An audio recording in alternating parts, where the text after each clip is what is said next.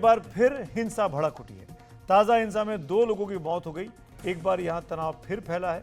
मणिपुर पिछले कई महीनों से हिंसा की आग में जल रहा है। आज फिर एक बार फिर मणिपुर में ड्रोन बम से हमला किया गया है। ड्रोन बम से हमले की लगातार दूसरे दिन बड़ी खबर है। हमारी टीम यहां के काउतुरुक इलाके में पहुंची। देखिए एनडीटीवी की ये ग्राउंड रिपोर्ट। 34 साल के थंगजाम बसंत को कांगपोकी से लगते इम्फाल वेस्ट में अपना गांव काउतरुक फिर छोड़ना पड़ा। वो सब बताते हुए रो पड़ते हैं। बम के छर्रों से जख्मी अपने भाई की तीमारदारी के लिए गया था। लौटा तो सब कुछ जला हुआ मिला। एक महिला की हत्या कर दी गई और उसकी 12 साल की बेटी जख्मी है। ये महिला अपने मायके आई थी।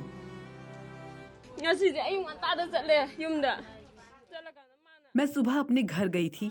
जो दरी वो इस्तेमाल करती थी उस पर खून के धब्बे थे और कुछ बाल भी मिले। वो लंबे समय बाद हमसे मिलने के लिए आई थी।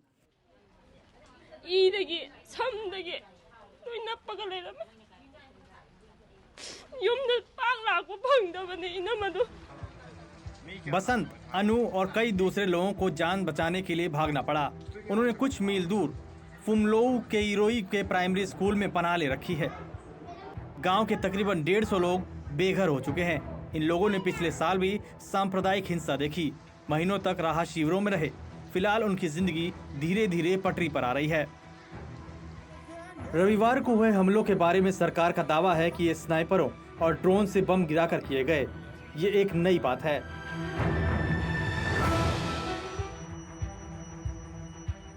ये जला हुआ ट्रक, ये जले हुए घर सब राख में बदल चुके हैं। इनसे पता चलता है कि ड्रोन का हमला कैसा भयानक रहा होगा। स्थानीय लोग केंद्रीय बलों की भूमिका पर सवाल उठा रहे हैं, जो काउतुरुक जैसे इलाकों की हिफाजत कर रहे हैं। ये इलाका मैतेई बहुमत वाले घाटी इलाकों की सरहद पर पड़ता है और कुकी लोगों के गांव ऊपर की तरफ हैं। Using the drone and then dropping. Drone अचानक से आए और बम गिरा दिए। ये हमारे लिए नई बात थी और हमने कोई तैयारी भी नहीं कर रखी थी। जब फायरिंग शुरू हुई तो सीआरपीएफ वाले अपने वाहनों में यहाँ आए और असम राइफल्स ऊपर थी। उनको हालात पर काबू करना था। CRPF posted there in the university. ये इलाका अभी शांत नहीं है। कुछ देर बाद फायरिंग की आवाज सुनी जा सकती है। रह रहकर धमाकों की भी आवाजें आती हैं। एनडीटीवी की टीम को धमाकों से बचना पड़ा।